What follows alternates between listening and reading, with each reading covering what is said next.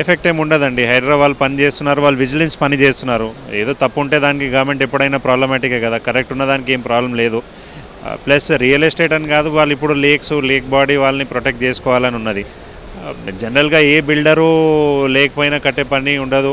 ఏదో ఒక 1-2% ఇక్కడక్కడ ఉంటాయి, కానీ దానికోసం మేము మొత్తం ఇండస్ట్రీని చెప్పడం మంచిది కాదు. అది సేల్స్ ఎఫెక్ట్ ఏం లేదండి, సేల్స్ ఎఫెక్ట్ ఏం లేదు. దాదాపు అన్ని బిల్డర్స్ ఇప్పటివరకు పనిచేసింది అన్నీ ప్రాపర్ పర్మిషన్తో చేస్తారు.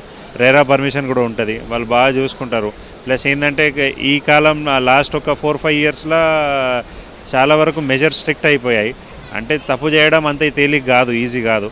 ఒకప్పుడు చేస్తుండొచ్చు కానీ ఇప్పుడు అది కుదరదండి. ఏమి ఎఫ్టీఎల్లో ఎప్పుడైనా తప్పే కదండి కట్టడం, అది ఎప్పుడైనా ఉంటే అది ప్రాబ్లమాటికే. కానీ ఇక ఒకవేళ లేదంటే మనం నా కోరిక నేను చెప్పేది ఏంటంటే కొన్నిటైనా ఒకసారి చెక్ చేసి కొనుక్కుంటే పర్లేదండి. అదేంటంటే రేట్ల ధర తక్కువ ఉండడం వల్ల ఇక్కడక్కడ మోసపోయిన దానికి మనం ఏం చేస్తాం చెప్పలేము.